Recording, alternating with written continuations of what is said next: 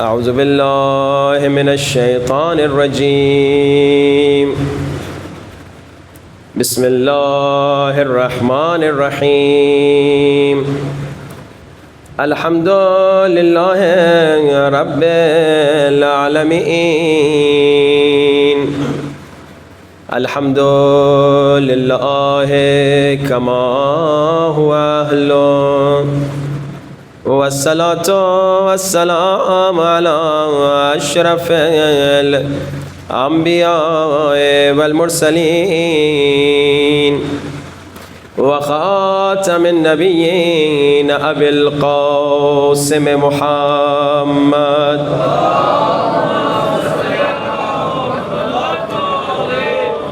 وآل الطيبين الطاهرين المعصومين.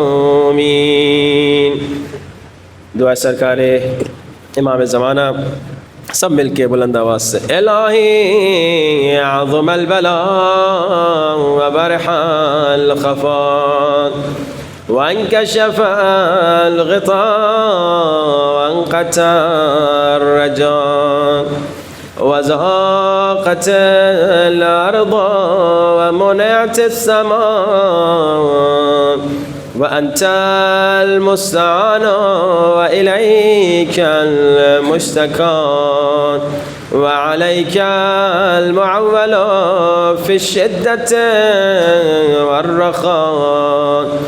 اللهم صل على محمد وآل محمد أولي الأمر الذين فرضت علينا طاعتهم وعرفتنا بذلك منزلتهم، ففرج عنا بحقهم فرجا عاجلا قريبا كلمح البصر أو هو قرب. بلند آواز يا محمد يا علي يا علي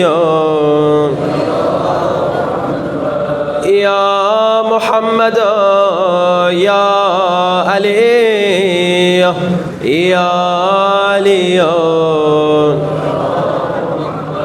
اكفياني فإنكما كافيان وانصراني فإنكما ناصران. کھڑے ہو جائے. یا مولانا یا صاحب الزمان الغوث الغوث الغوث أدركني أدركني الساعة الساعة الساعة العجل العجل العجل يا أرحم الراحمين بحق محمد وآله الطاهرين. صلوات.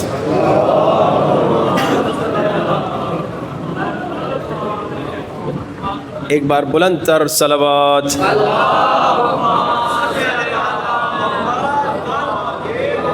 أما بعد فقد قال الله تبارك وتعالى في كتابه المجيد بسم الله الرحمن الرحيم الذين يتبعون الرسول النبي الأمي الذي يجدونه مكتوبا عندهم في التوراة والإنجيل. بلند ترین صلوات.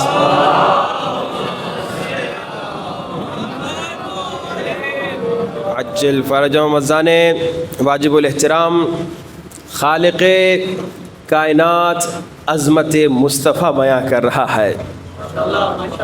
اللہ تبارک و تعالی ہمارے پیارے پاک رسول کا مقام سنا رہا ہے، عظمت بتا رہا ہے. اچھا عجیب بات ہے، ہم پر علی کے ماننے والوں پر اکثر اعتراض ہوتا ہے کہ تم فضائل نبی نہیں پڑھتے، تم فضائل نبی نہیں سناتے. ہم یہ کہتے ہیں کہ بھائی جس انداز سے ہم نبی کو مانتے ہیں اس انداز سے تم نبی کو نہیں مانتے. ہم نبی کو اتنا عظیم مانتے ہیں کہ ہم نبی کو معصوم مانتے ہیں. ہم نبی کو اپنے سے اتنا بڑا سمجھتے ہیں کہ ہم کبھی سوچ بھی نہیں سکتے کہ نبی ہم جیسا ہے. تم کہتے ہو کہ تم نبی کا مقام سناتے ہو, نبی کے فضائل سناتے ہو, لیکن تم کہتے ہو نعوذ باللہ نبی زندہ نہیں ہیں. تم کہتے ہو یا رسول اللہ مدد نہ کہو. تم کہتے ہو رسول ہم جیسے بشر ہیں, زیادہ سے زیادہ بڑے بھائی. اچھا یہ بھی ایک دشمن کی سازش ہے. یہ دشمن کی سازش تھی جس سازش کے ذریعے سے دشمن نے ہمارے دوستوں کو گمراہ کیا.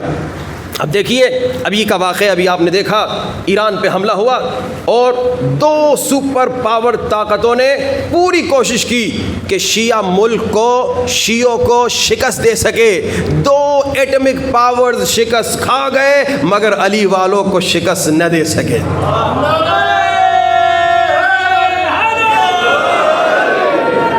اس کی وجہ کیا تھی؟ اس کی وجہ یہ تھی کہ علی والوں کا عقیدہ مضبوط تھا. یہ عقیدہ انسان کو طاقت دیتا ہے. ذرا آپ دیکھیے تاریخ میں موجود ہے کہ اسی ملک نے کئی عرب ممالک کو 6 دنوں میں شکست دے دی. کیسے شکست دی؟ کیونکہ اس دشمن نے ان کا عقیدہ بگاڑا, ان کا عقیدہ کمزور کیا. جب عقیدہ کمزور ہو جائے تو مسلمان کمزور ہو جاتا ہے. مسلمان کی طاقت ٹیکنالوجی نہیں, گرچہ مسلمان کو ٹیکنالوجی میں بہت آگے ہونا چاہیے. مسلمان کی طاقت کیا ہے؟ عقیدہ ہے. یہ مضبوط عقیدہ. ایران کے شیعوں کو کامیابی کیوں ملی؟ عقیدہ ولایت کی وجہ سے. عقیدہ ولایت کی وجہ سے ایران کے شیعوں نے دنیا کے 2 سپر پاورز کو شکست کیسے دی؟ کیونکہ ایران کے شیعوں کا عقیدہ یہ تھا کہ ہم شیعہ حیدر کرار کے ماننے والے ہیں, ہم شیعہ غیر فرار کے ماننے والے ہیں, ہم کبھی میدان سے تشریف نہیں لے جاتے.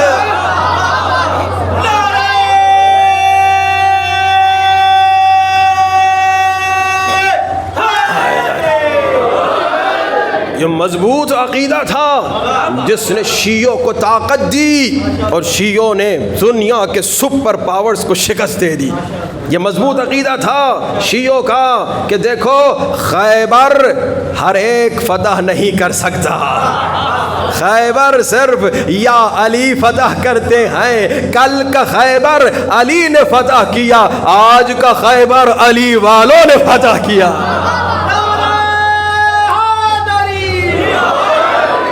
یہ عقیدہ ہے, یہ عقیدے کا پاور ہے, عقیدے کی طاقت. مگر اسی دشمن نے کیسے اتنے سارے ملکوں کو 6 دنوں میں شکست دی؟ کیونکہ دشمن نے ایک سازش بنائی تھی. دشمن نے سازش کی, کہا کہ مسلمانوں کا عقیدہ کمزور کر دو, عقیدہ کمزور کر دو, عقیدہ توڑ دو. بھائی مسلمانوں کا عقیدہ کیا تھا؟ کہ رسول زندہ ہیں.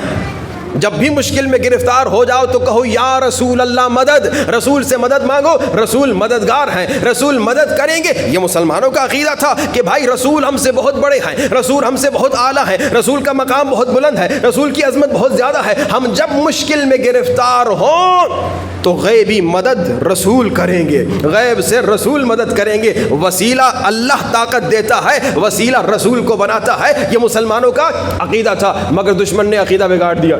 سازش کیا؟ کہا کہ بھائی اب کیونکہ دشمن جانتا تھا مسلمان کے پاس اگر ٹیکنالوجی بھی ہو اور عقیدہ بھی ہو تو مسلمان کو کوئی شکست نہیں دے سکتا. آج آپ نے دیکھا مسلمان کے پاس, ایرانی شیعوں کے پاس ٹیکنالوجی بھی تھی اور ان کے پاس عقیدہ بھی تھا, شکست نہیں دے سکے. انہوں نے دیکھا اور یہ تاریخ میں ملتا ہے کہ مسلمان کے پاس اگر ٹیکنالوجی بھی نہ ہو, صرف یہی عقیدہ اگر مضبوط ہو تو مسلمان دشمن کو شکست دے سکتا ہے. انہوں نے کہا اسی عقیدے پہ حملہ کرو, اسی عقیدے کو کمزور کرو. کیا بھائی مسلمانوں کا رسول پر عقیدہ, رسول با عظمت, رسول بہت بڑے, رسول صاحب کرامت, رسول صاحب معجزہ, اب رسول سے مدد مانگو, مسلسل مدد مانگو, رسول زندہ ہے. یہ مسلمان کا عقیدہ. کہا کہ نہیں رسول زندہ نہیں ہے. نعوذ باللہ, مسلمان کی عقیدے پہ حملہ. اب جب رسول زندہ نہیں تو مسلمان مشکل میں رسول سے کیسے مدد مانگے گا؟ بھائی کہتے ہیں یا رسول اللہ مدد نہ کو, کیونکہ یا تو زندہ کے لیے, رسول تو نعوذ باللہ دنیا سے چلے گئے. بھائی اس سے بڑی توہین رسالت کہ رسول کو توہین رسالت ہے یہی کہ رسول کو مردہ کہہ رہے ہو, نعوذ باللہ. اس سے بڑی توہین رسالت کہتے ہیں رسول ہم جیسے بشر. یہ دشمن کی سازش ہے. اس کا شکار ہو چکے ہمارے بعض دوست. یہ دشمن کی سازش ہے, خدا کی قسم. دشمن نے کہا کہ مسلمان مشکل میں میدان جنگ میں جب پھنستا تھا یا رسول اللہ مدد کہتا تھا, کیونکہ رسول کو طاقتور سمجھتا تھا, رسول کو غیب سے طاقت سمجھتا تھا. لیکن جب مسلمان نے کہا رسول اور ہم میں فرق ہی نہیں, زیادہ سے زیادہ بڑے بھائی, زیادہ سے زیادہ بڑے بھائی, تو پھر کیا ہوگا؟ اب مسلمان مشکل میں رسول سے مدد نہیں مانگے گا. اب مسلمان کا بھروسہ صرف ٹیکنالوجی پہ ہوگا.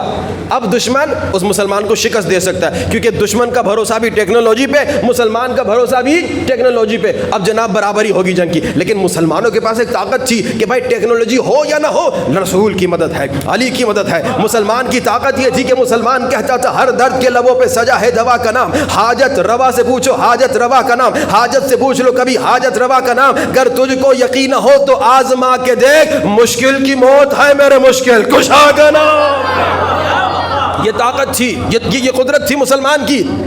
لیکن دشمن نے حملہ کیا. دشمن نے کہا کہ دیکھو رسول تم جیسے بشر ہیں تو رسول سے مدد مانگنے کی ضرورت نہیں. اور پھر دلیل میں قرآن کی آیت پیش کر دی.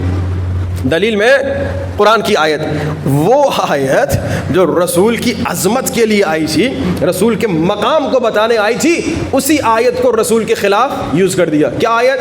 قل, جیسے قل هو اللہ احد ہے نا, کہہ دو اللہ ایک ہے, اس طرح قل انما انا بشر مثلکم, کہہ دو میں تم جیسا بشر ہوں.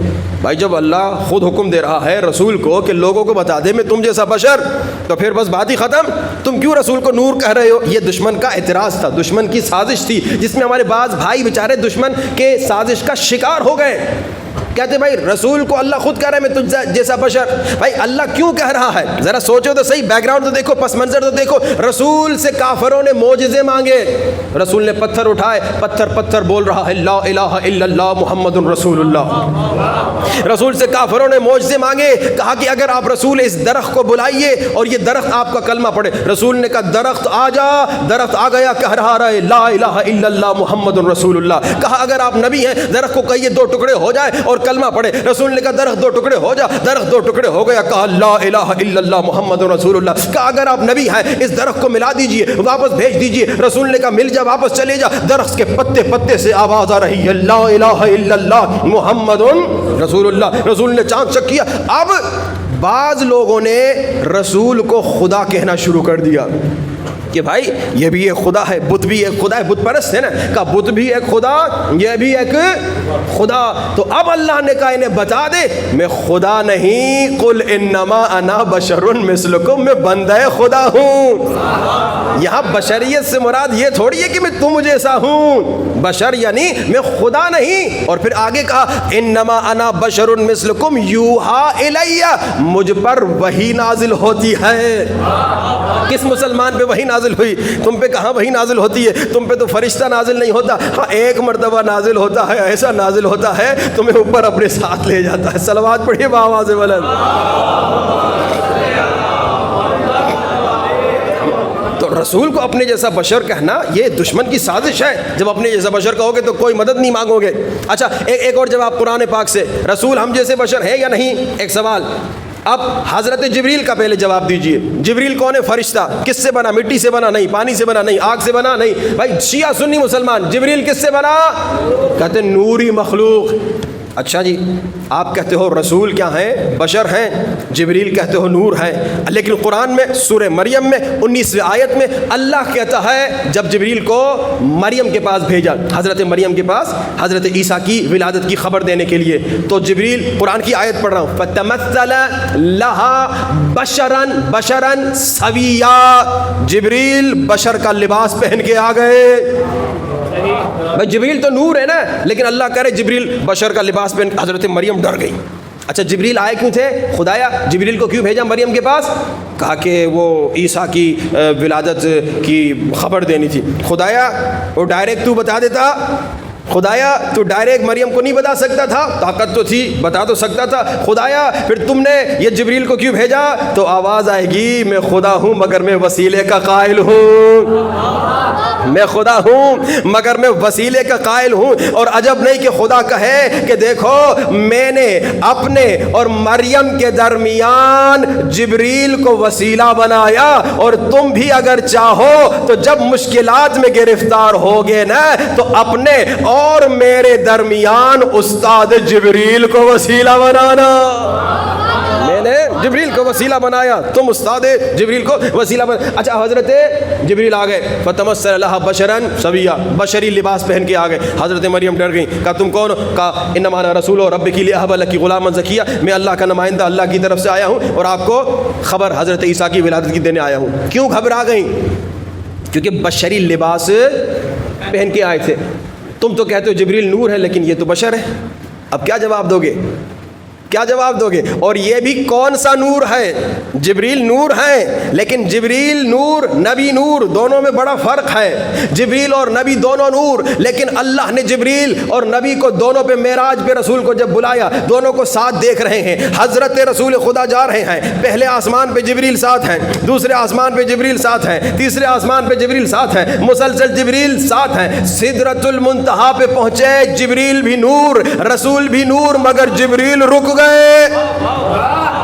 کہا میں اس سے آگے نہیں آ سکتا, میں نور ہوں لیکن میں اس سے آگے نہیں آ سکتا. اے مسلمانوں, جس مسلمان کو اتنی عقل اگر نہیں کہ بھائی جبریل کو تو نور مان رہے ہو لیکن رسول کو نور نہیں مان رہے, جبریل کو نور مان رہے ہو لیکن رسول کو اپنے جیسا بشر کہہ رہے. یہ بشر ایک لباس ہے.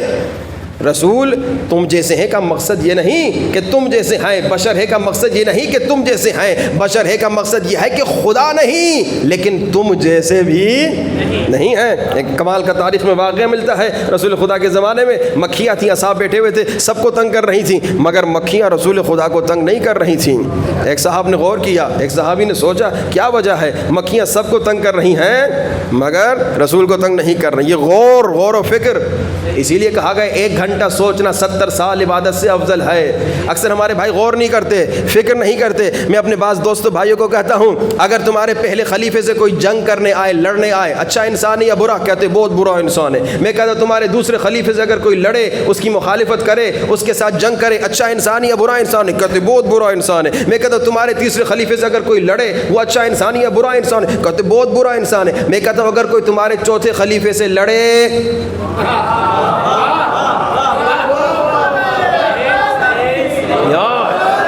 اب یہاں پہ کہتے ہیں کہ بھائی ہمیں سوچنے کی اجازت نہیں, ہمیں سوچنے کی اجازت نہیں. بھائی پہلے 3 خلیفوں سے لڑنے والا برا انسان تھا, بھائی یہ آپ ہی نے کہا ہے. اب بھائی یہاں پہ کیوں بھائی چپ ہو گئے؟ یہاں اب دیکھیں توجہات کا تعلیم, عقل استعمال کرو. اللہ نے عقل زنگ لگانے کے لیے نہیں دی, استعمال کرو, ذرا سوچو. اس لیے سوچا یہ مکھیاں سارے صحابہ کو تنگ کر رہی ہیں مگر رسول کے قریب نہیں جا رہی. تو پتہ چلا مکھی ہے مگر مکھی بھی اتنی عقل رکھتی ہے کہ مکھی مکھی ہوتے ہوئے سمجھتی ہے نبی اور ہیں تم اور ہو. مکھی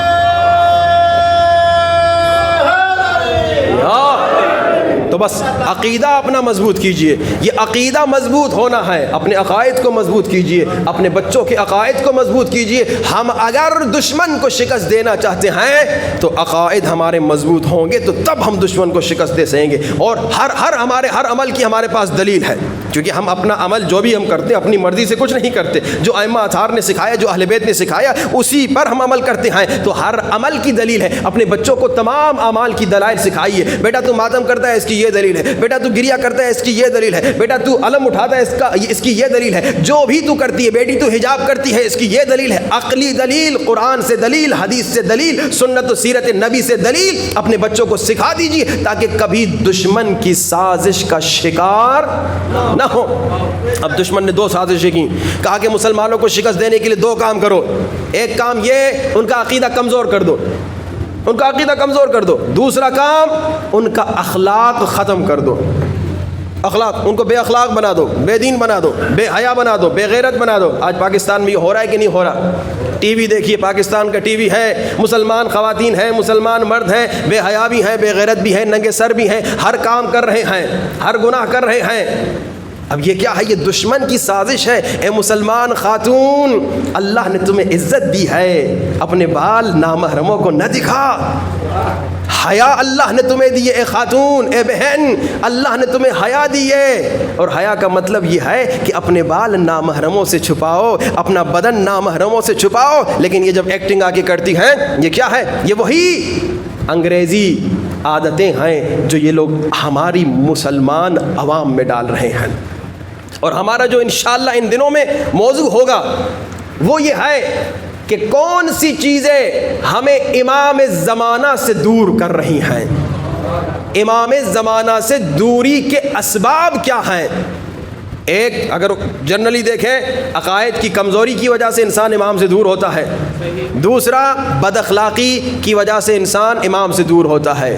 جب انسان میں حیا نہ ہو، جب انسان میں غیرت نہ ہو، جب انسان جھوٹ بولے، جب انسان غیبت کرے، جب انسان تہمت لگائے، جب انسان نامحرم کو دیکھے، جب انسان گانے سنے، تو یہ انسان امام سے دور ہوتا ہے. یہ اخلاقی برائیاں ہیں جو ہم نے نکالنی ہے. محرم نام ہی اسی کا ہے کہ محرم میں انسان حر بنتا ہے، خود کو بدلتا ہے، تبدیل کرتا ہے. اور ایک بات آپ کو کہوں، افسوس ہے، بڑا افسوس ہے. ایک مومن تھا، بندے خدا آیا محرم سفر ختم ہونے کے بعد، اس نے کہا کہ گانا سنتا ہے. میں نے کہا تو گانے سنتا ہے؟ اس نے کہا نہیں محرم سفر پورا میں نے گانے نہیں سنے. میں نے کہا تو اب کیوں سن رہا ہے؟ کہا محرم سفر ختم ہو گیا نا. اب یہ بھی ایک بہت بڑی سازش ہے. بیچارے مومنین سمجھتے ہیں کہ بھائی حسین مولا صرف 2 مہینے کے لیے ہیں. کل یوم عاشورہ کل ارض کربلا، پورا سال حسین کی محبت میں گانے چھوڑ دو، پوری زندگی حسین کے محبت میں حرام عمل چھوڑ دو. یہ ہے حقیقی اسلام، یہ ہے حقیقی مومن. اور ہمارا تو حال یہ ہے، امام زمانہ کے بارے میں ہم بالکل سوچتے ہی نہیں ہیں. میں آج کی صرف مثال دوں، پچھلی 2 مجالس میں پوچھتا آیا ہوں بھائی آج تھا جمعے کا دن، جمعے کا دن ہوتا ہے امام زمانہ کا دن. جتنے شیعہ مومن مومنات یہاں بیٹھے ہیں، آپ میں سے کتنوں نے آج دعائے ندبہ پڑھی یا دعائے ندبہ پڑھنے کا سوچا؟ کتنے مومنین نے آج امام زمانہ کو یاد کیا؟ بھائی آج تو پہلی محرم ہے نا، وارث خون حسین امام زمانہ ہے نا. بھائی کم سے کم آج تو آپ لوگوں کو امام کو یاد کرنا تھا نا. کتنوں نے یاد کیا؟ کتنوں نے مولا کو آج سلام کیا؟ کتنوں نے مولا کا آج صدقہ دیا؟ اگر دیکھیں یا بالکل کسی نے نہیں کیا، یا اکا دکا مومن شاید ملے جو کہ مولانا صاحب آج میں نے دعائے ندبہ پڑھی. ہمارے یہ حال ہے. ہمارے یہاں تو امام کی معرفت بھی نہیں. امام کی معرفت اگر نہ ہو، حدیث ہے من مات ولم یعرف امام زمانہ مات میتۃ جاہلیہ، کہ اگر کوئی نماز پڑھے، روزہ رکھے، حج پہ جائے، جتنے اعمال کرے، اگر اپنے امام زمانہ کی اسے معرفت نہ ہو تو وہ انسان جاہل یعنی ابو جہل یعنی کافر مرا، مسلمان نہیں مرا.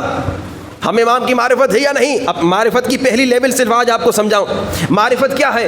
معرفت کی پہلی لیول یہ ہے کہ ہم اتنا جان لیں کہ ہمیں جو نعمتیں مل رہی ہیں دے خدا رہا ہے مگر امام کے صدقے دے رہا ہے. بچہ مل رہا ہے دے خدا رہا ہے مگر امام کے صدقے دے رہا ہے. اولاد مل رہی ہے یہ امام کا صدقہ ہے. بیوی ملی امام کا صدقہ ہے. زندگی ملی امام کا صدقہ ہے. سانس لے رہے ہیں یہ امام کا صدقہ ہے. ہم جو بھی نعمتیں حاصل کر رہے ہیں دے خدا رہا ہے مگر صدقہ یوسف زہرا امام زمانہ کا صدقہ ہے. جب یہ معرفت ہمارے دلوں میں آئے گی، دسترخوان بچ گیا، کھانا لگ گیا. بیٹوں کو کہو بیٹا بیٹی آج کتنے مزیدار کھانے ہیں، پتہ ہے یہ آج ہمیں کھانا کیوں ملا؟ یہ صدقہ امام زمانہ ہے. یہ ہر روز اپنے بچوں کو جب بتائے تو معرفت ہوگی. بچوں کو پتہ چلے گا کہ آج میرا ایکسیڈنٹ ہونے والا تھا مگر میں بچ گیا، یہ صدقہ امام زمانہ تھا. یہ معرفت ہے. اب جب یہ معرفت، یہ بیسک لیول کی معرفت ہے، بالکل ابتدائی بیسک لیول کی معرفت جب آئے گی تو کیا ہوگا؟ انسان کو اس شخص سے محبت ہونا شروع ہو جائے گی جس کی وجہ سے اسے تحفے مل رہے ہیں. بھائی ایسا ہے نا، امام آپ کو نعمتیں دے رہے ہیں، امام کے صدقے آپ کو نعمتیں مل رہی ہیں، تو کیا ہوگا؟ آپ کو امام سے ٹیکنیکل نارمل بات ہے بھائی، کامن سینس کی بات ہے، محبت ہو جائے گی کیونکہ امام کی وجہ سے سب کچھ مل رہا ہے. یہ معرفت جب آئے گی. اب جب محبت ہوگی، جس سے آپ کو محبت ہوتی ہے اس سے آپ کیا کرنا چاہتے ہیں؟ ملنا چاہتے ہیں، ملاقات کرنا چاہتے ہیں. بھائی سچ سچ بتاؤ، 30 سال مجالس میں آنے والوں، 50 سال مجالس میں آنے والوں، ان 50 سالوں میں کتنی مرتبہ تم نے امام زمانہ سے ملنے کی خواہش رکھی؟ ہماری خواہشات کیا ہیں؟ بڑا گھر مل جائے. ہماری خواہشات کیا ہے؟ بڑی گاڑی مل جائے. ہماری خواہشات کیا ہے؟ حسین لڑکی سے شادی ہو جائے. ہماری خواہشات کیا ہے؟ 5-6 بچے مل جائے. ہماری خواہشات کیا ہے؟ ملینر بلینر ہو. یہ ہماری خواہشات ہیں نا. یہ بھائی اچھا جی ڈگری اچھی مل جائے، BA کر لوں، MA کر لوں، PhD کر لوں. یہ ہماری خواہشات ہیں. اے امام زمانہ کے چاہنے والوں، ذرا سچ سچ بتاؤ، 50 سال، 30 سال، 60 سال، 70 سال کے ہو گئے ہو، ان 70 سالوں میں کتنی مرتبہ تمہاری ہماری دلی خواہش زیارت امام زمانہ تھی. ہماری خواہشات بہت زیادہ ہیں، لیکن کتنی مرتبہ ہماری خواہش امام زمانہ سے ملنا تھا. ہم معرفت میں زیرو ہیں. جب معرفت نہیں تو محبت بھی زیرو. جب محبت زیرو، صرف دعویٰ دار محبت، صرف زبان سے محبت. جب محبت بھی زیرو تو پھر زیارت کا شوق نہیں. لیکن اب معرفت بڑھائیے، جو ملا مولا کا صدقہ ہے. جب معرفت بڑھے گی تو محبت ہوگی، جب محبت ہوگی تو زیارت کا شوق ہوگا. اب جب زیارت کا شوق ہوگا تو امام فرماتے ہیں میرے شیعو، میں تم سے دور نہیں مگر تمہارے گناہ دیوار بن جاتے ہیں. یہ جو تم غیبت کرتے ہو یہ دیوار ہے، یہ تمہیں مجھ سے دور کر رہا ہے. یہ جو تم نامحرم لڑکیوں کو فلموں میں ڈراموں میں دیکھتے ہو، کلپوں میں دیکھتے ہو، یہ تمہیں مجھ سے دور کر رہا ہے. یہ جو تم گانے سنتے ہو یہ تمہیں مجھ سے دور کر رہا ہے. یہ جو تم لڑائی جھگڑا کرتے ہو، فتنہ فساد کراتے ہو، یہ تمہیں امام زمانہ سے دور کر رہا ہے. اب اگر معرفت آ گئی، اس کے بعد محبت آ گئی، محبت کے بعد شوق زیارت آیا، تو اب انسان کیا کرے گا؟ ان تمام رکاوٹوں کو دور کرے گا کہ بھائی مجھے اپنے محبوب سے ملنا ہے، اپنے معشوق سے ملنا ہے. اب غیبت چھوڑ دوں گا، اب گانے چھوڑ دوں گا، اب نامحرم کو نہیں دیکھوں گا، اب حرام کام نہیں کروں گا، اب رشوت نہیں لوں گا. اب انسان تزکیہ نفس کرے گا، نفس کو شکست دے گا. اور یہ نفس بڑا خطرناک ہے. نفس امارہ انسان کو ذلیل اور رسوا کر سکتا ہے. یہ نفس کی بیماری ہے، جیسے بدن کی بیماری ہے. اچھا، نفس کی بیماری اور بدن کی بیماری میں بڑا فرق ہے ہمارے لیے. کیونکہ بھائی ہمیں جب بدن میں بیماری ہوتی ہے، اندر کوئی انفیکشن ہوتا ہے، کوئی تکلیف ہوتی ہے، تو پھر باہر نظر آتا ہے. بخار ہو جاتا ہے، سر میں درد ہو جاتا ہے، کڈنی میں پتھری ہوتی ہے تو درد ہوتا ہے، پیشاب میں تکلیف ہوتی ہے. یعنی یہ تکلیف ہوتی ہے. بھائی ہارٹ پیشنٹ ہو جائے تو بھائی ہارٹ میں تکلیف ہوتی ہے، یہاں وہاں تکلیف ہونا شروع ہو جاتی ہے. یہ سمٹمز ہمیں بتاتے ہیں کہ ہمیں کوئی تکلیف ہے. تو پھر ہم چلے جاتے ہیں ڈاکٹر کے پاس. ڈاکٹر صاحب یہ مجھے ہارٹ کے ایریا میں تکلیف ہو رہی ہے، اب بازو میں بھی تکلیف ہو رہی ہے، پیچھے بھی تکلیف ہو رہی ہے. تو ڈاکٹر صاحب کہے اس کا مطلب یہ ہے کہ بھائی آپ ہارٹ پیشنٹ. ڈاکٹر صاحب میرا سر چکرا رہا ہے، ڈاکٹر صاحب مجھے وہ تکلیف ہے، فلاں تکلیف ہے. ڈاکٹر صاحب سمٹمز پوچھتا ہے، سمٹمز سنتا ہے، اس کے بعد کہتا ہے آپ کو فلاں بیماری. اچھا پھر بھی ڈاکٹر کو پتہ نہ چلے تو ڈاکٹر کہتا ہے ٹیسٹ کروا دو، لیبورٹری بھیجوا دیتا ہے. ہاں جی، البتہ سنا ہے یہاں پاکستان میں ڈاکٹر صاحب ویسے ہی بھیجوا دیتے ہیں. کانٹریکٹس ہوتے ہیں ان کے بھائی تمام لوگوں کے ساتھ کہ بھائی لیبورٹری میں بھی ٹیسٹ کروا دو، سونوگرافی بھی کروا دو، الٹرا ساؤنڈ بھی کروا دو. ضرورت ہوتی نہیں ہے، یہ کام بالکل غلط ہے. اگر کوئی ڈاکٹر یہاں بیٹھا ہے کبھی ایسا کام نہ کرے. اچھا جناب ضرورت پڑ گئی، ڈاکٹر نے ٹیسٹ کے لیے بھیجوا دیا، آپ کو الٹرا ساؤنڈ کے لیے بھیجوا دیا، پتہ چل گیا. اچھا ڈاکٹر کو پھر بھی پتہ نہیں چلا تو ڈاکٹر آپ کی فیملی ہسٹری بھی پوچھتا ہے کہ بھائی آپ کے دادا کو، آپ کے بابا کو، چچا کو، ماموں کو کوئی ہارٹ کی تکلیف ہے کہ نہیں. آپ ہاں یا نہ کہتے ہیں، اس کے مطابق آپ کو دوائی دیتا ہے. ڈائگنوز ہو گیا، دوائی مل گئی، علاج ہو گیا. لیکن نفس کی بیماری جو امام سے ہم کو دور کر رہی ہیں بیماریاں، کبھی ہوا آپ غیبت کریں آپ کو بخار ہو جائے؟ ہاں بھائی کبھی ہوا آپ کسی کی توہین کر کے آئے، کسی کی بےعزتی کر کے آئے اور آپ کو کڈنی میں پتھری ہو جائے؟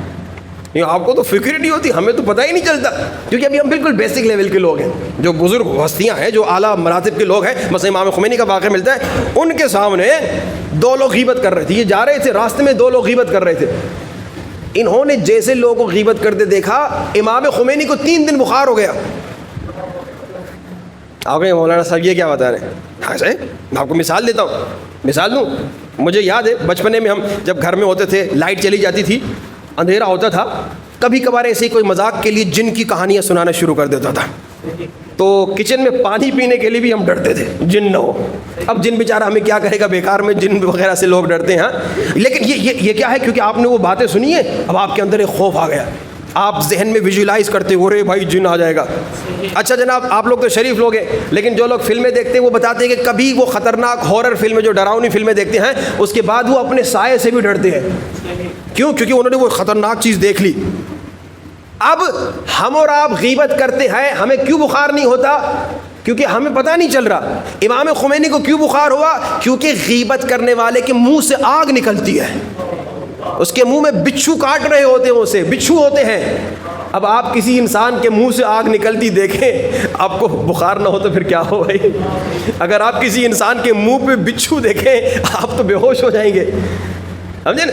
تو امام خمینی جیسے بزرگ علماء اور عرفا جہاں تک ہم بھی پہنچ سکتے ہیں, انہوں نے اپنے نفس کو اتنی شکست دی کہ اب ان کا نفس اتنا کمزور ہو چکا ہے اور ان کا روح اتنا مضبوط ہو چکا. کیونکہ دو چیزیں ہیں ہمارے اندر, ایک نفس امارہ ہے, ایک روح ہے. نفس برائی کی طرف لے جاتا ہے اور روح خوبیوں کی طرف لے جاتا ہے. اب یہ نفس اور روح کی لڑائی ہے.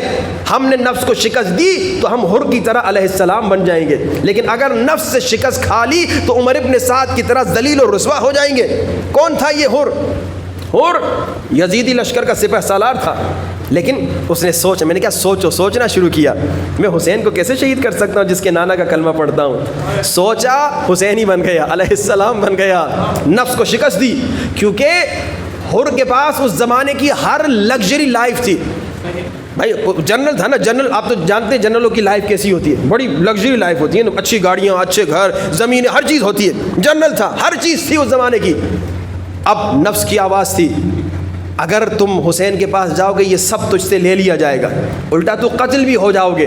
مگر روح کی آواز تھی, رہنا کتنا ہے. روح کی آواز تھی, جینا کتنا ہے. روح کی آواز تھی, کل تو مرنا ہی ہے. یہ سارا سامان, یہ سارا مال, یہ سب کچھ یہیں چھوڑ کے جاؤ گے. یہ تھوڑی لذت, تھوڑی ٹیمپریری لذت کی خاطر اپنی ابدی زندگی کیسے تباہ کرو گے؟ اس نبی کا سامنا کیسے کرو گے جس کا کلمہ پڑھتے ہو اگر اس کے نواسے کو قتل کر دو؟ اس نے نفس کو شکست دی, کامیاب ہو گیا. ہمیں نفس کو شکست دینی ہے. نفس کو شکست دیں گے تو امام کے قریب ہوں گے, لیکن ہم نفس کی شیطانی سازشوں میں ڈوبے ہوئے ہیں, کیونکہ نفس بڑا خطرناک ہے. اور جیسے میں نے کہا بھائی, جسم کی بیماری کا ہمیں پتہ چلتا ہے, کوئی ہسپتال جاتے ہیں, ڈاکٹر ہوتا ہے, ہاں بھائی اس کے سمٹمز ہوتے ہیں, مگر نفس کی بیماریوں کا نہ ہسپتال ہے, نہ کوئی ڈاکٹر ہے, نہ کوئی سمٹمز کا ہمیں پتہ چلتا ہے. تو کیسے پتہ چلے کہ میرے اندر نفس کی بیماری ہے یا نہیں؟ کیسے پتہ چلے؟ اچھا میں آپ کو ایک ایڈریس دیتا ہوں, آپ اس اسپتال میں چلے جائیے, وہاں نفس کی بیماریوں کا علاج ہوتا ہے. مجلس امام حسین, مجلس امام حسین میں نفس کی بیماریوں کا علاج ہوتا ہے. اور اس ڈاکٹر کا بھی نام بتا دیتا ہوں جو نفس کی بیماریوں کا بہترین ڈاکٹر ہے, اس کا نام مولا حسین ہے. مولا حسین کے در پہ آ جاؤ, نفس کی بیماریوں کا علاج کرتے ہیں. یہ اہل بیت ہمیں بتائیں گے کہ اگر تمہارے اندر یہ بات ہے یعنی تم میں فلاں بیماری ہے.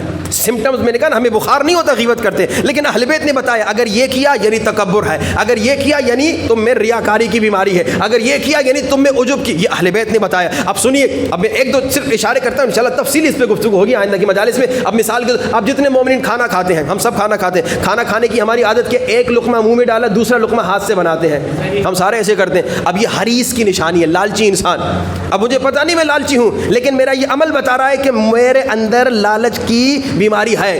اب مجھے کنٹرول کرنا ہے. اب مثال کی طرف اور آگے بڑھتے ہیں, آئینے کے سامنے کھڑے ہو گئے, اکثر جوان لڑکے کنگھی ونگی کر کے, اور جناب پھر وہ دیکھتے جی مجھے بڑا خوبصورت ہوئی. لڑکیوں میں یہ زیادہ بیماری ہے, خواتین میں آخر عمر تک کی بیماری رہتی ہے کہ جی میں تو بڑی حسین ہوں. اب جناب یہ کیا ہے؟ یعنی تمہارے اندر عجب کی بیماری ہے. انسان جب اپنے اندر ایک اپنے کسی حسن پر ناز کرتا ہے کہ میرے اندر یہ حسن ہے, میرے اندر یہ خوبی ہے, یہ عجب کی بیماری ہے. اب میں مجلس پڑھ کے اترا, آپ نے کہا قبلہ کیا کہنا جی بڑی اچھی مجلس پڑھی, اور میں نے اندر خوشی کا احساس کیا, یعنی میرے اندر ریاکاری کی بیماری ہے.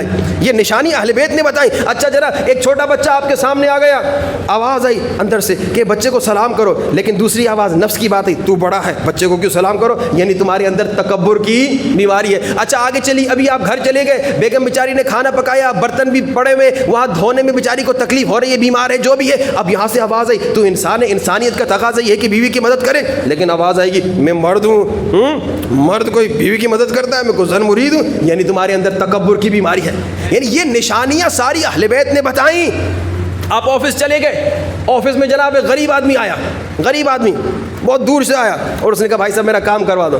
آپ گیم کھیل رہے ہیں, ہاں جی, اب پتہ نہیں یہاں آفیسز میں لوگ گیم بھی کھیلتے کہ نہیں, آپ اپنے دوست کے ساتھ گپ شپ کر رہے ہیں, چائے پی رہے, کرے چلے جاؤ کل آ جاؤ. وہ بیچارہ کہہ رہا ہے میں 1 گھنٹہ سفر کر کے آئے بڑی دور سے, اب آپ کہہ رہے نہیں کل آ جاؤ. کتنی مرتبہ آفس میں مومنین بتا دیں وہ غلطیاں کر بیٹھتے ہیں, یعنی آپ کے اندر تکبر ہے. کیوں؟ کیونکہ اسی وقت اگر کوئی امیر آ جائے, کوئی سیٹھ صاحب آ جائے, آپ چائے بھی بھول جائیں گے, گیم بھی بھول جائیں گے, گپ شپ بھی بھول جائیں گے, سارا اس بیچارے اس امیر کا کام کریں گے.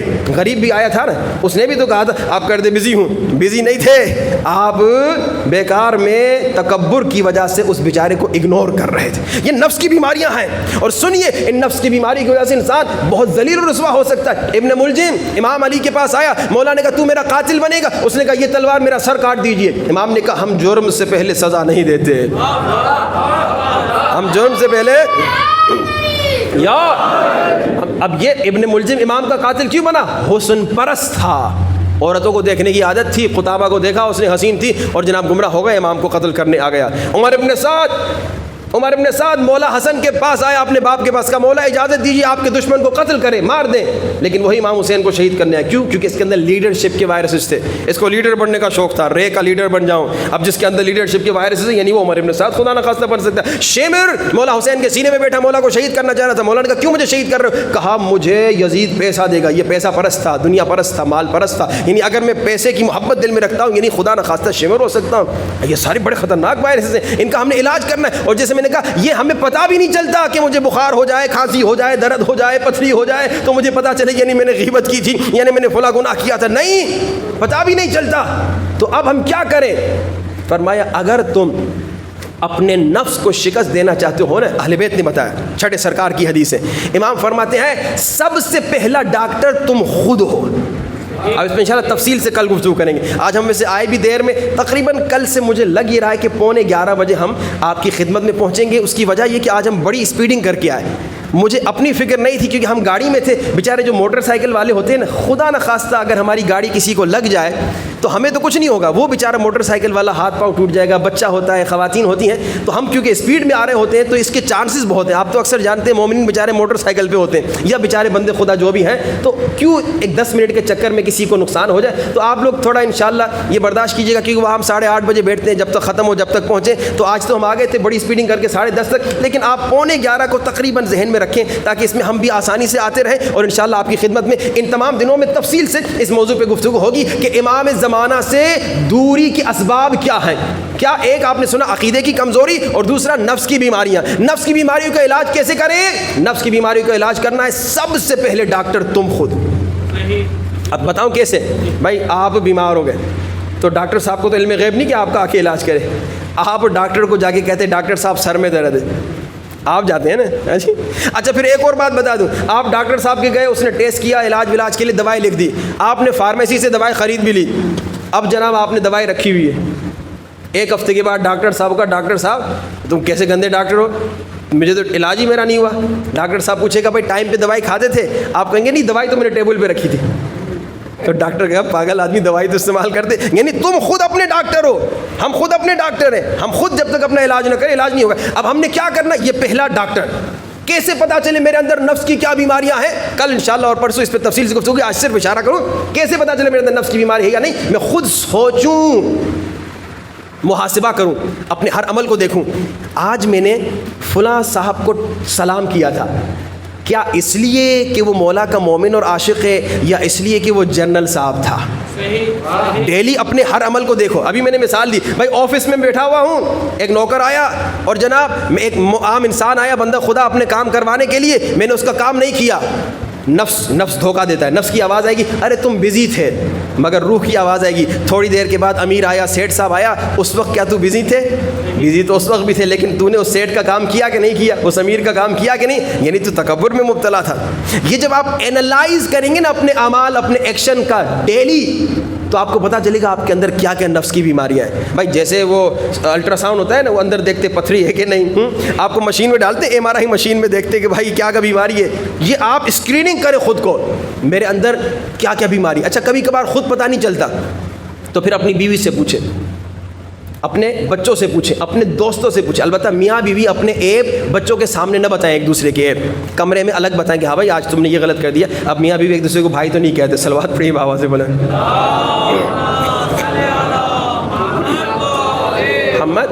یعنی ایک دوسرے کو عیب بتائیں. بیوی کو بتا تم میرا آئینہ بنو, تمہارا بہترین دوست وہ ہے جو تمہیں تمہارا عیب بتائے. اپنے بچوں سے پوچھے بیٹا آج غصہ تو میں نے نہیں کیا, بچہ بتائے گا ہاں بابا جی آج تھوڑا سا غصہ ہو گیا تھا. بچوں کو البتہ ادب سے سکھائیں کہ جب ماں باپ کو اگر ان کی غلطیاں یا عیب بتاتے ہیں، کل انشاءاللہ تفصیل سے بتاؤں گا کہ کس انداز سے بتائیں. تو پہلا ڈاکٹر تم خود، دوسرا ڈاکٹر تمہاری بیوی، تمہارے بچے، تمہارا دوست، تمہارے بھائی بہن، اور پھر تیسرا ڈاکٹر استاد ہے، اور چوتھا ڈاکٹر، اور پانچواں اور چھٹا، یہ سارے ڈاکٹر انشاءاللہ کل اور پرسوں اس پہ تفصیلی گفتگو ہوگی. اب صرف آج ایک اور آپ کو زحمت دوں اور پھر مسائل. آپ کو تقریباً یاد ہوگا کہ ہم نسخہ دیتے ہیں اور نسخہ بھی زبردستی اس پہ عمل کرواتے ہیں. یاد ہے آپ لوگوں کو؟ یہ یاد نہیں ہے؟ ہاں جی، پچھلے نسخے یاد ہیں کسی کو؟ عرصہ گزر گیا، اب ظاہری بات ہے. ہاں جی، کون سا؟ زندہ باد، زندہ باد. سورہ یاسین نماز فجر کے بعد میں نے کہا تھا 40 دن تک پڑھو، جس نے عمل کیا اسے یاد ہوگا. اب آج پھر نسخہ آپ کو دینا ہے. اس کی وجہ یہی ہے کہ آپ لوگ جب آتے ہیں مجلس میں تھکے تھکے ہوتے ہیں، بہت ساری باتیں ہوتے ہیں. آج صبح کی مجلس کی باتیں میں نے مومنین سے پوچھا کہ بھائی کیا میں نے مجلس میں پڑھا، تو بڑی مشکل سے کچھ باتیں بیچاروں نے بتائیں، تو زیادہ دوسری باتیں انہیں یاد نہیں رہی. تو میں یہی کہتا ہوں کہ اب تاکہ مومنین کو یہ باتیں یاد رہیں، میں پریکٹیکلی ان کو عمل کرواؤں، جس کا فائدہ بھی ان کو ہوتا ہے. اب کیا ہے، اس مرتبہ آپ کے لیے ایک بہترین نسخہ، اور وہ نسخہ یہ ہے کہ بہت بزرگ عالم دین، جب ایک بہت ظالم حکومت نے شیعت کو بڑا نقصان دیا، شیعوں کو قتل کرتے کرتے شیعہ جوانوں کو قتل کیا، ان کے سر کاٹے، قید میں ڈال دیا، کئی صدیوں سے شیعوں پہ ظلم کیا، تو اس عالم نے اس نسخے پہ عمل کیا اور اس ظالم حکومت کا تختہ پلٹ دیا. ظالم حکومت ختم ہو گئی اس نسخے کے ذریعے سے. اور آج میں یہ نسخہ آپ کو دینا چاہتا ہوں کہ آپ اس پہ عمل کریں. آج شیعوں پہ بڑا ظلم ہو رہا ہے.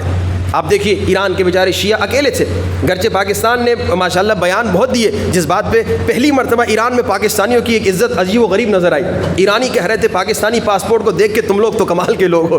ہم حیران ہو گئے کہ پاکستانی کی اتنی عزت. اب اگر ہمارے حکمران اتنا اچھا انشاءاللہ آگے بھی نظر آئے تو پھر ہماری عزت بنے گی. یہ جو پاکستان میں ہماری عزت نہیں، دنیا میں ہماری عزت نہیں، اس کی وجہ حکمرانوں کی غلطیاں ہیں. بھائی انہوں نے جھوٹے یا سچے بیانات دیے، وہ اللہ بہتر جانتے، کیونکہ یہ کھڑے تو ایران کے ساتھ تھے، بیٹھے امریکہ کے ساتھ تھے، باقی اللہ بہتر جانتا ہے کہ حقیقت کیا تھی. لیکن مسئلہ یہ ہے کہ اب ان کے کچھ بیانات کے نتیجے میں ایرانیوں نے بڑی عزت دی. شیعوں نے کہا کہ بھائی ماشاءاللہ پاکستانی لوگ کتنے اچھے ہیں، مگر پھر بھی ایران بیچارہ اکیلا ہے. پاکستان پہ اگر اتنا نقصان ہوتا کہ ایران کو بچانے کی وجہ سے ان کو نقصان ہوتا تو یہ کبھی ایران کے لیے بیان بھی نہ دیتا. اچھا، رشیا اور چائنا نے بھی بڑے دعوے کیے، لیکن وہ بھی صرف اپنے مفادات تک. جب تک انہیں فائدہ ہوگا ایران کی سپورٹ کریں گے، لیکن جب نقصان ہوگا وہ بھی ایران کو چھوڑ دیں گے. ایرانی شیعہ اکیلے ہیں. اب ان مظلوموں کی مدد کرنی ہے. فلسطین کے مسلمان بھائی ہمارے، وہ بیچارے اکیلے ہیں، ان کے سپورٹ میں یہی ایرانی شیعہ ہیں یا لبنان کے شیعہ ہیں، ورنہ ان کی مدد کے لیے بھی آپ دیکھ رہے ہیں کہ اتنے سارے ممالک کے کوئی مدد نہیں کر رہا. اب ہم اور آپ کی ڈیوٹی. اچھا، ہمارے قریب پارچنار، پاکستان کے پارچنار کے شیعہ مومنین کئی مہینوں سے ان کے راستے بند ہیں، راستہ بند. میں نے سوال پوچھا کئی مومنین سے، میں نے کہا کیا پاکستانی گورنمنٹ پشاور سے پارچنار کوئی فلائٹ نہیں ارینج کر سکتی؟ حالانکہ پارچنار میں ایئرپورٹ بھی ہے، کر سکتی ہے، نہیں کر رہی. اب اللہ جانتے کیوں نہیں کر رہی. بلکہ یہاں میں ایک ریکویسٹ کروں گا، تعریف بھی کروں گا کہ ماشاءاللہ پاکستان کی فوج نے کتنی طاقتور ہے کہ یوں دنوں میں ہندوستان کو سمجھی شکست دے دی. اب تباہ و برباد تو فی الحال کی بات نہیں کروں گا، صرف اتنا کہوں گا کہ شکست دے دی اس کو، اتنی بڑی شکست دی. یعنی ہماری فوج اتنی پاورفل ہے. تو میں سوال پوچھوں گا ہماری پیاری فوج، کیا تم پارچنار کے مومنین کی مدد نہیں کر سکتے؟ یقیناً کر سکتے ہو. تو خدا را پارچنار کے مومنین کی مدد کرو. لیکن اب ہم دوسروں سے کیا کہیں؟ حکومت کرے نہ کرے، فوج کرے نہ کرے، ہمارا کیا جائے؟ ہم تو ریکویسٹ کر سکتے ہیں، لیکن ہم خود تو کچھ نہ کچھ کریں نا. اب ہم کیا کریں؟ ہم اپنے شیعوں کی کیا مدد کریں؟ ہم اپنے فلسطینی مسلمان بھائیوں کی کیسے مدد کریں؟ ہم اپنے ایرانی شیعوں کی کیسے مدد کریں؟ ہم اپنے لبنانی شیعوں کی کیسے مدد کریں؟ ہم اپنے شام کے مومنین مظلوموں کی کیسے مدد کریں؟ ایک آسان سا نسخہ، بہت آسان نسخہ. جیسے میں نے کہا یہ وہی نسخہ ہے جو ہمارے بزرگ عالم نے اس نسخے پہ عمل کر کے تختہ ظالم کا پلٹ دیا. اور یاد رکھیے آپ کی دعا ان مومنین کے حق میں جلدی قبول ہوگی. امام فرماتے چھٹے سرکار 3 لوگوں کی دعا قبول ہوتی ہے. کون؟ باپ کی دعا بچوں کے لیے، باپ بچوں کے لیے دعا کرتا ہے جلدی قبول ہوتی ہے. اور اسی طرح باپ کی بد دعا بچوں کے لیے، تو باپ کا دل نہ دکھانا. دوسرا، مظلوم کی بد دعا ظالم کے لیے. جب مظلوم پہ ظلم ہوتا ہے، مظلوم جب اسی لیے آپ جانتے تاریخ میں جب بیوی سکینہ بد دعا کرنا چاہ رہی تھی منع کرتے تھے. کہا نہیں بیٹا بد دعا نہ کر. بیوی سکینہ نے پوچھا تھا کیا میں صالح کی اونٹنی کی بچی سے بھی کیا نام ہے کم ہوں؟ کہا نہیں آپ کم نہیں ہیں، لیکن بد دعا نہ کیجیے گا، کیونکہ مظلوم کی بد دعا ظالم کے لیے فوراً لگتی ہے. اب دوسری یہ دعا. تیسری دعا مومن کے حق میں. یعنی آپ اپنے مومن بھائی کے لیے دعا کریں گے جلدی قبول ہوگی. اب آپ نے اپنے مومن بھائی کے لیے دعا کرنی ہے. اس نسخے پہ عمل کرنا ہے. 60 دن کا نسخہ ہے. 60 دن اس پہ عمل کریں اس نیت سے کہ خدایا ظالموں کو نابود فرما جو شیعوں پہ ظلم کر رہے ہیں. اب کیا نسخہ ہے؟ 60 دن اس پہ عمل کرنا ہے 12,000 مرتبہ دن میں. اور کیا ہے؟ اللہ کے 4 نام ہے: القادر، المقتدر، القوی، القائم. اللہ کے 4 نام ہیں. اچھا اب 12,000 مرتبہ دن میں آپ کو میں نہیں کہہ رہا پڑھیں. آپ کو جو زحمت دینا چاہ رہا ہوں 1000 مرتبہ دن میں پڑھیں. 1000 مرتبہ پڑھنے میں 1 گھنٹہ لگتا ہے. اب جو مومن وعدہ کرتا ہے، لیکن وعدہ کرنے سے پہلے سوچیں، مومن وعدہ خلافی نہیں کرتا. لا دین لمن لا عہد لہ، وہ بے دین ہے جو وعدہ کر کے وعدہ توڑ دیں. اور میں کل پوچھوں گا بھی، کیونکہ آج دیکھوں گا جو ہاتھ اٹھائے گا کل پوچھوں گا بھائی تم نے عمل کیا کہ نہیں. تو جو مومن وعدہ کرتا ہے کہ انشاءاللہ ہر روز 60 دن تک، آج پہلی محرم یعنی 30 صفر تک، ہر وہ مومن جو 60 دن تک انشاءاللہ ہر روز 1000 مرتبہ پڑھے گا القادر، المقتدر، القوی، القائم. اللہ کے 4 نام ہیں اس نیت سے کہ ظالموں کو شکست ہو، ظالم نیست و نابود ہو جائیں، اور شیعوں کو ظالموں کے ظلم سے نجات ملے، مسلمانوں کو ظالموں کے ظلم سے نجات ملے. وہ ہاتھ اٹھا کے وعدہ کریں. 1 2 3 4 5 6 7 8 9 10 11 12 13 14 15 16 17 18 19 20. بیٹا ہاتھ اٹھایا ہے، پڑھنا پڑے گا. چلے جی. اچھا میں کیونکہ بہت سارے دیگر مومنین ہاتھ نہیں اٹھا رہے، تو کہتے ہیں کہ جب کوئی آپ چیز بیچ رہے ہوتے ہیں نا، تو آپ کے کسٹمر جب مہنگا ہونے کی وجہ سے نہیں خریدتے تو تھوڑی ڈسکاؤنٹ دے دو.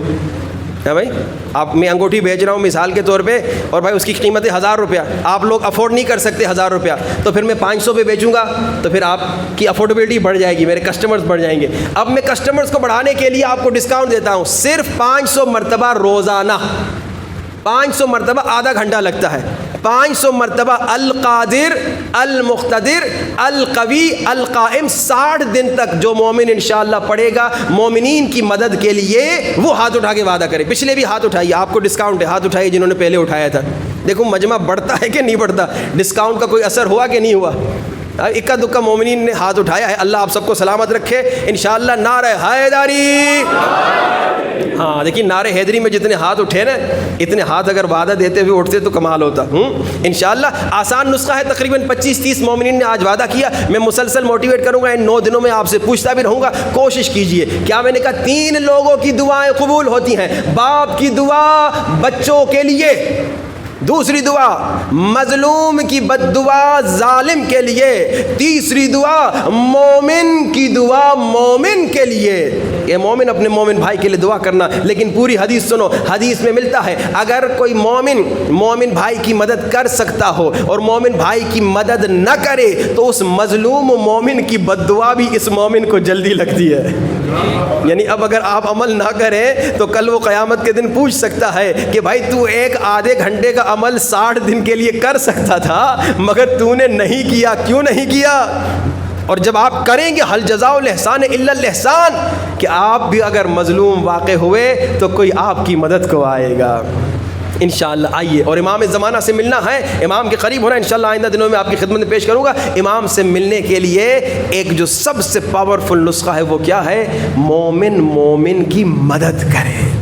یہ مومنین کی مدد کیجیے. خدا را جنہوں نے ہاتھ نہیں اٹھائے وہ بھی کوشش کریں، جنہوں نے ہاتھ اٹھایا وہ انشاءاللہ وعدہ پورا کریں. 60 دن تک ہر روز 500 مرتبہ. آج میں نے خود پڑھا ہے صرف 30 منٹ لگتے ہیں، آدھا گھنٹہ لگتا ہے. ہم تو بیچ میں لوگوں کے سوالوں کے جواب بھی دے رہے تھے، شاید 20 منٹ میں ہو جائے. القادر، المقتدر، القوی، القائم. القادر، المقتدر، القوی، القائم. القادر، المقتدر، القوی، القائم. القادر، المقتدر، القوی، القائم. انشاءاللہ اس پہ عمل کیجیے. اور نیت یہ دعا یہ خدایا ظالموں کو نیست و نابود فرما جو شیعوں پہ ظلم کر رہے ہیں ایران میں، جو شیعوں پہ ظلم کر رہے ہیں لبنان میں، جو شیعوں پہ ظلم کر رہے ہیں شام میں، جو ہمارے مسلمان بھائیوں پہ ظلم کر رہے ہیں فلسطین میں، جو پارا چنار کے مظلوم شیعوں پہ ظلم کر رہے ہیں، ان تمام ظالموں کی نابودی کے لیے میں اس پہ عمل کر رہا ہوں. خدایا میں کوئی اور کام تو نہ کر سکا، کم سے کم یہ کام میری طرف سے قبول فرما. بس بہت زحمت ہوئی. آئیے یہ دن، یہ راتیں گریے اور ماتم کی راتیں ہیں. امام زمانہ سے قریب ہونا ہے. دوسرا نسخہ، یہ باتیں یاد رکھیے، بھلائیے مت. دوسرا نسخہ، امام زمانہ سے اگر قریب ہونا ہے امام زمانہ آیا کہ اگر نزدیک ہونا چاہتے ہو، اگر امام زمانہ کی زیارت کرنا چاہتے ہو، حسین مولا کے غم میں چیخ چیخ کے رویا کرو، فَلْيَبْكِ الْبَاكُونَ۔ او مولا امام صادق فرماتے ہیں لوگوں چیخ چیخ کے رویا کرو، تڑپ تڑپ کے رویا کرو۔ اللہ اکبر۔ مومنین روتے ہیں لیکن کم روتے ہیں، جیسا رونا چاہیے نہیں روتے۔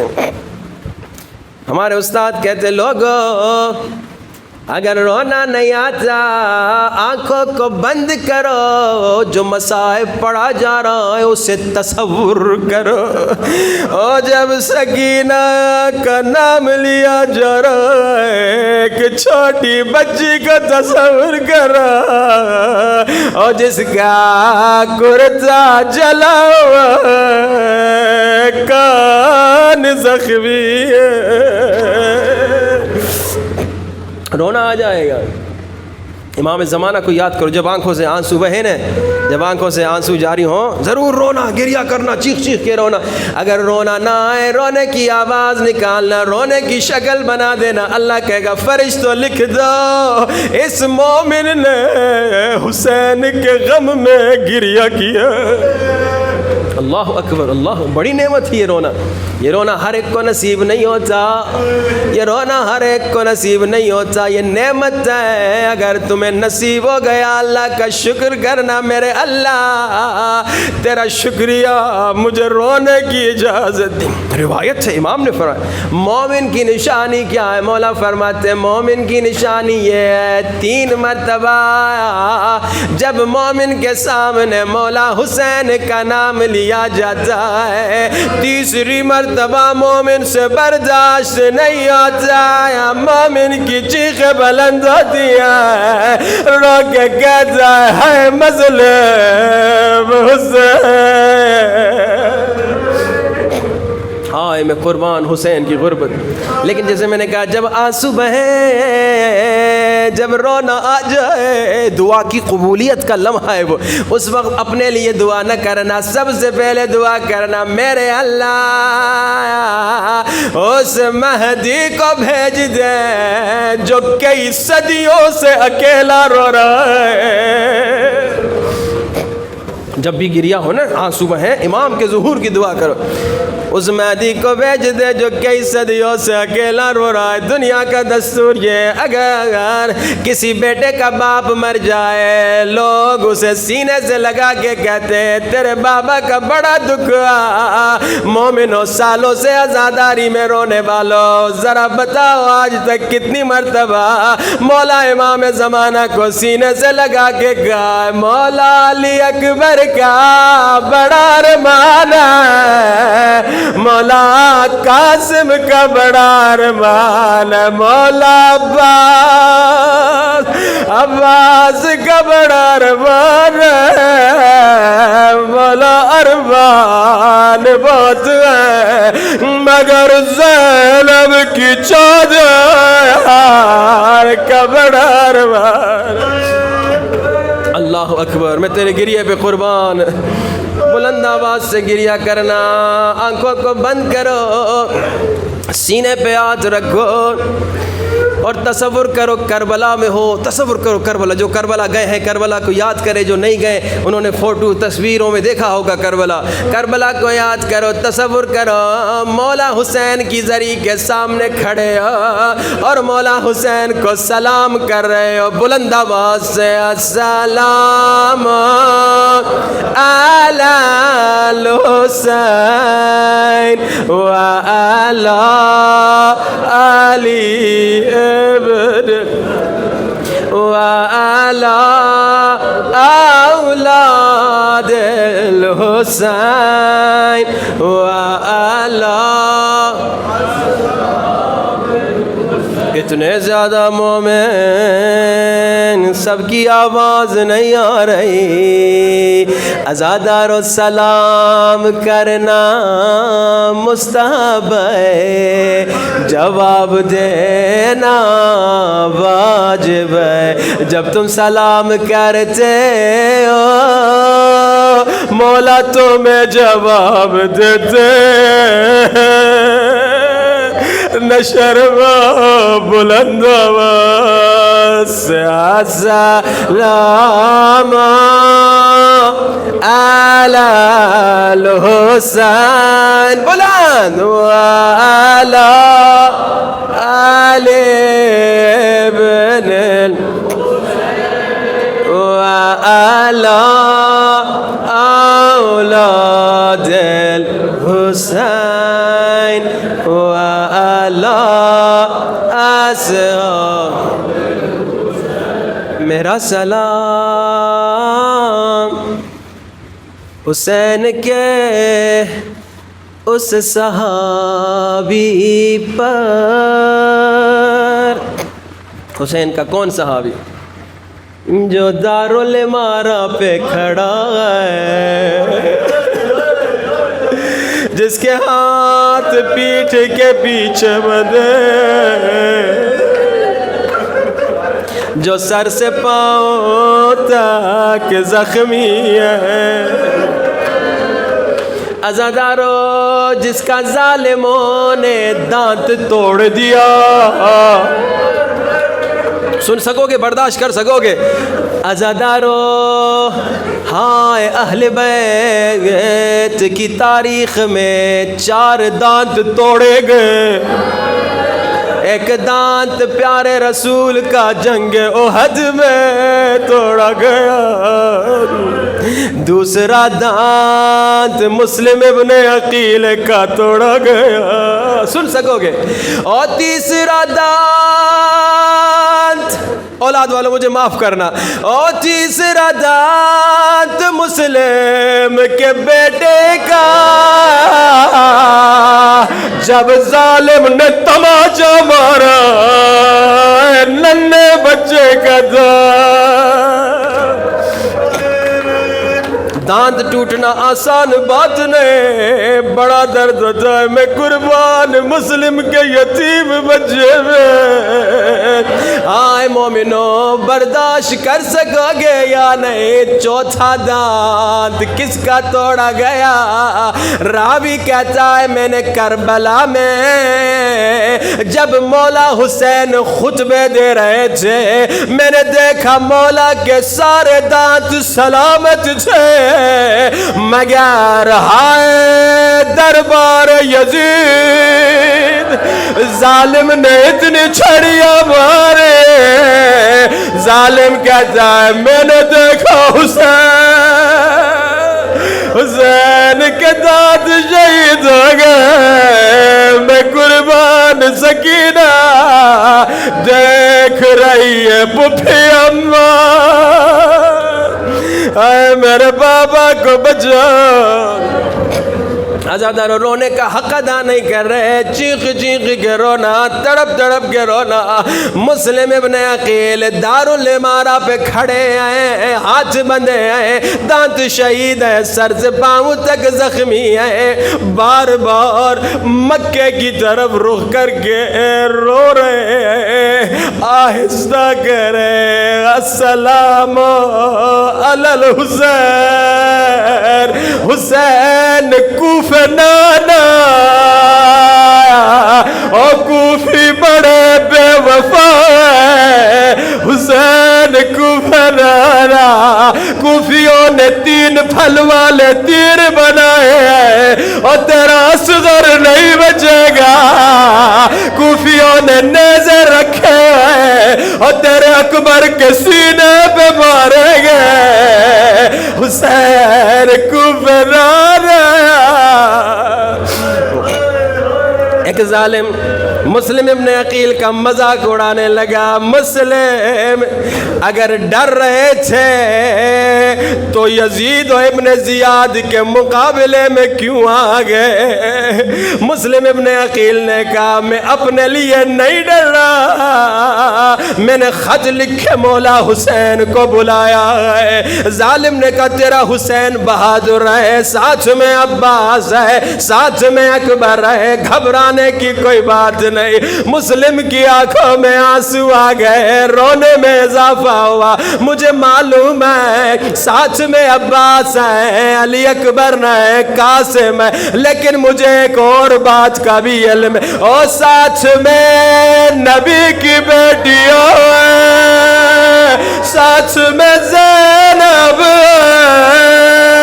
سر پہ چادر ہے, زینب کوفہ آئے گی,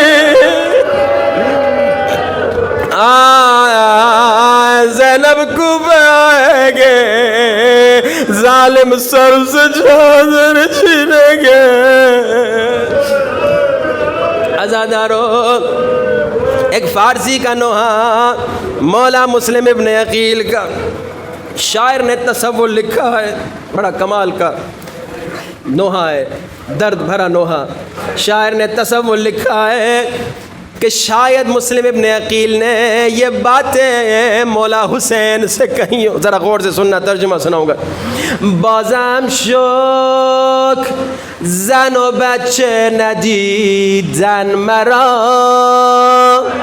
موقعی که وسط کوچه کشیدن مرا.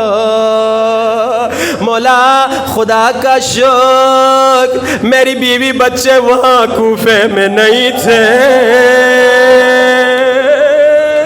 جب ظالموں نے میرے پاؤں میں رسیاں باندھ کے مجھے گلیوں میں پھرایا, مگر مولا میں قربان آپ کی سکینہ دیکھ رہی تھی, ظالموں نے گھوڑے دوڑائے.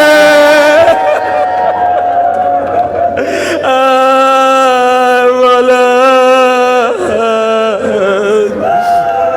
میں قربان تیری غربت میں, بازم شد زن و بچه ندیدن مرا, موقعی که وسط کوچه میکشیدن مرا. اب سننا, گویا مسلم ابن عقیل نے یہ نوحہ پڑھا. هیچ کس نیست اگر دور و بر مسلم تو, مولا تیرے مسلم کا مددگار کوئی نہیں, تیرے مسلم کا مددگار کوئی نہیں, مگر بعد والا جملہ سننا. بست مثل علی بال و پر مسلم تو, مولا جیسے آپ کے بابا علی کے ہاتھوں میں ظالموں نے رسی باندھی تھی, جیسے آپ کے بابا کو کھینچ کے لے جا رہے تھے, آیا آج مسلم کو بھی اسی طرح کھینچ کے لے جا رہے. سن سکو گے, برداشت کر سکو گے؟ عزاداروں, مدینے میں ظالموں نے بی بی زہرا پہ آگ کا دروازہ گرایا. ہائے بی بی کا محسن شہید ہو گیا, بی بی کی پسلیاں ٹوٹ گئی. اچانک بی بی نے فضا سے پوچھا, فضا علی کہاں ہے؟ فضا نے کہا بی بی ظالموں نے علی کی گردن میں رسی ڈالی ہے, علی کو کھینچ کے لے جا رہے ہیں. سادات مجھے معاف کرنا, غیرت مندوں مجھے معاف کرنا. بی بی زہرا پسلیوں کا درد بھول گئی, ایک ہاتھ پسلیوں پہ رکھا, ایک ہاتھ علی کے کپڑوں میں ڈالا. او ظالمو, جب تک زہرا زندہ ہے علی کو لے جانے نہیں دوں گے. ایک ظالم نے کہا کوئی زہرا کا ہاتھ چھڑائے، ایک ظالم نے تازیانہ اٹھایا، اتنے تازیانے مارے، ہائے زہرا،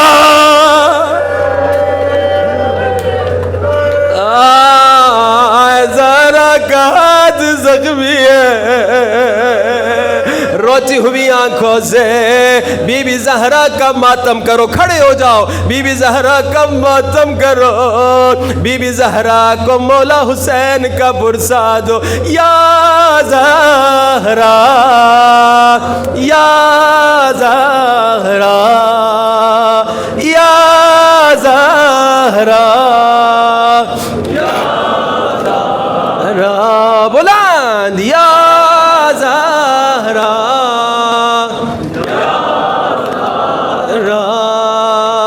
یا زہرا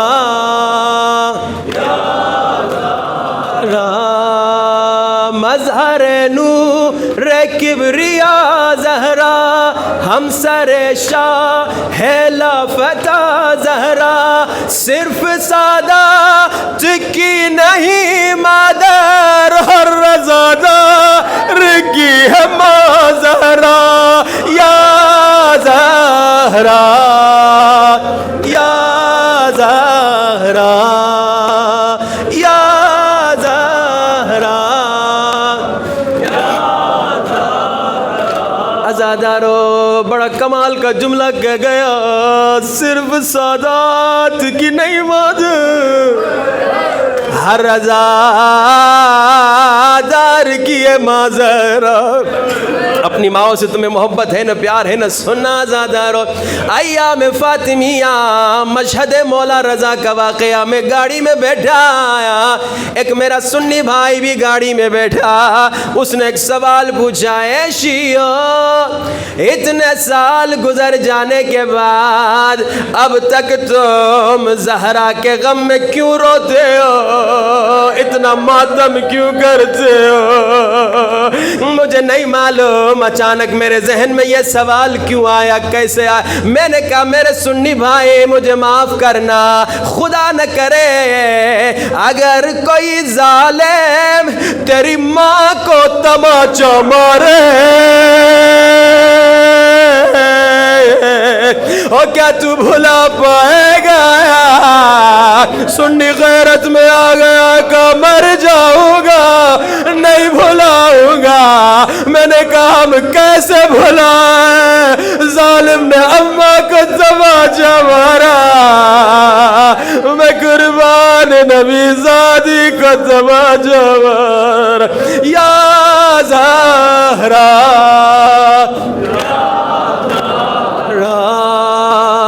یا زہرا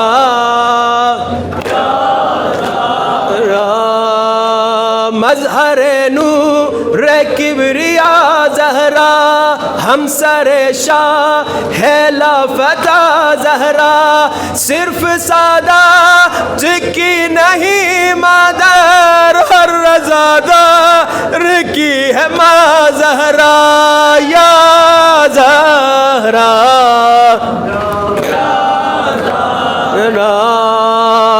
یا زہرا۔ دعا کی قبولیت کا وقت ہے، ہاتھوں کو سروں سے بلند کرو، خدایا میرے اللہ، یہ دعا اگر قبول ہو جائے ان 10 دنوں کے لیے، میری زندگی میں، ہماری زندگی میں کبھی ایسا دن نہ آئے جب مصائب حسین پڑے جائے اور ہماری آنکھوں میں آنسو نہ آئے۔ خدایا مرتے دم تک ہمیں غم حسین میں رونے کی اجازت نصیب فرما۔ خدایا جو بیمار ہے اسے شفا نصیب فرما، جو بے اولاد ہے اسے اولاد نصیب فرما، خدایا ہمیں امام زمانہ کی زیارت نصیب فرما، خدایا ان تمام مومنین کو ہم سب کو اس سال 40 کربلا کی زیارت نصیب فرما، خدایا ہمیں نفس کو شکست دینے کی توفیق نصیب فرما، خدایا ہمیں مومنین کی مدد کے لیے 60 دنوں تک ہر روز 500 مرتبہ القادر المقتدر القوی القائم پڑھنے کی توفیق نصیب فرما، خدایا ہمیں امام زمانہ کی محبت مودت اطاعت نصیب فرما۔ اپنے مرحومین کو یاد کیجئے، ہمارے مرحومین کے لیے، بانیان مجلس کے مرحومین کے لیے، حاضرین مجلس